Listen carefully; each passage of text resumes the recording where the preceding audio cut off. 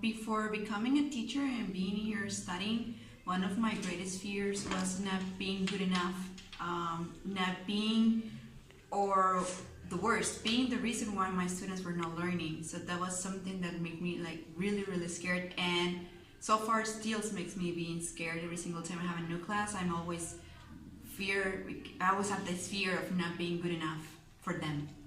I think that would be one of my greatest fears. Well, one of my biggest fears when I was studying to be a teacher was that one day a student would ask me something and I didn't know the answer. Because they want a teacher to know everything. So that was one of my biggest fears. Another very big fear I had was not to have the classroom management in front of my students. Not to know how to organize my class or how to manage discipline with my children too. I guess those were my biggest concerns when I was studying. Well, I really do not believe that I have overcome a lot this fear, but the only thing I can do is to get ready, prepare myself, plan my classes, and always give my best. And I think that's the solution that I have been using. Like always be prepared and always got a plan B.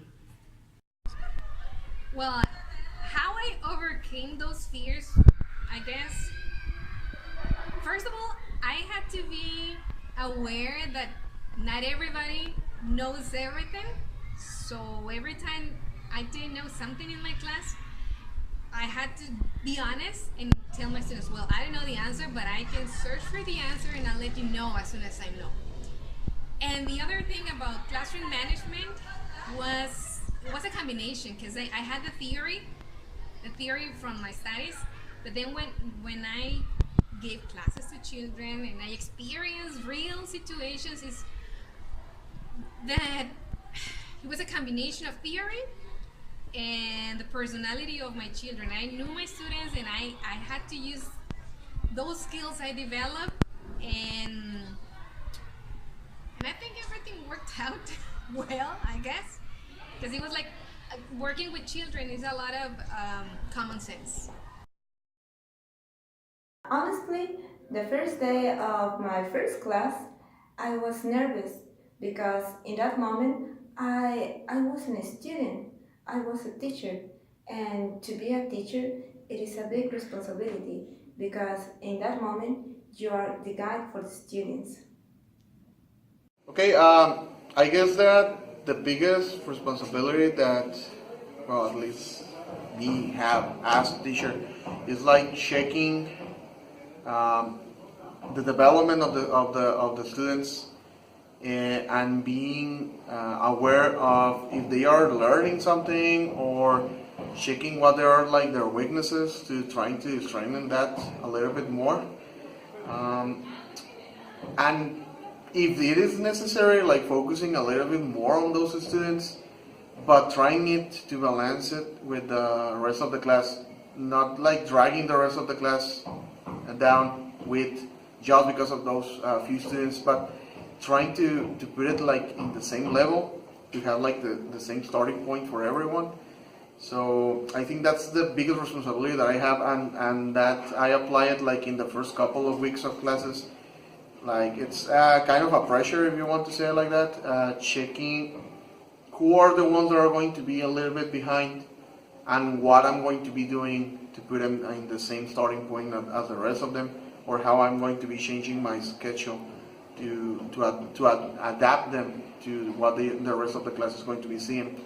So I guess that the biggest responsibility would be that, like making sure that everyone is going to be able to learn at the same pace, even if they are not in the same level when they start in different levels of the English. Well, in this case, of English classes. And that's it.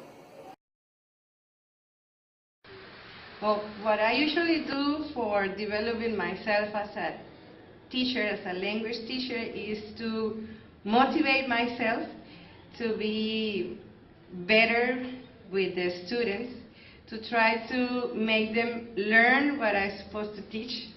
And if something gets on the way, like something, a problem, I always try to look for different solutions. Sometimes one solution is not the right way, so I need to know different ways to get to my students. Also, motivate them a lot with using the language, especially English or Japanese. And also to study more, because sometimes if you just get what you studied during your career, during your university, it's not enough. And also, sometimes what you study in the university is not the same as doing your job. Like the real life, the real situation is very different. So you need more experience and a lot of hard work. And what else? Well, I think that's it.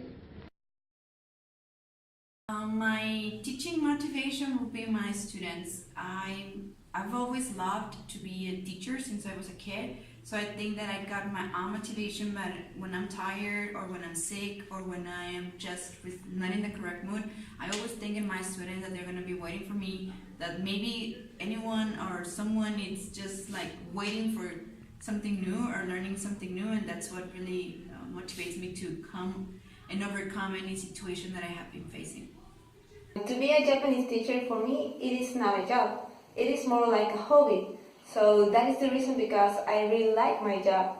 And my motivation to be a Japanese teacher, it is my students, because all my students want to travel to Japan. Maybe for business, maybe for study or just for fun. And I feel like I can help them to realize their dreams. I suppose maybe I can help that the students can come true their dreams.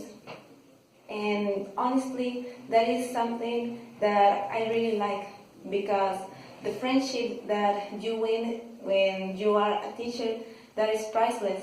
And honestly, that is something that nobody tells you when you will be a teacher.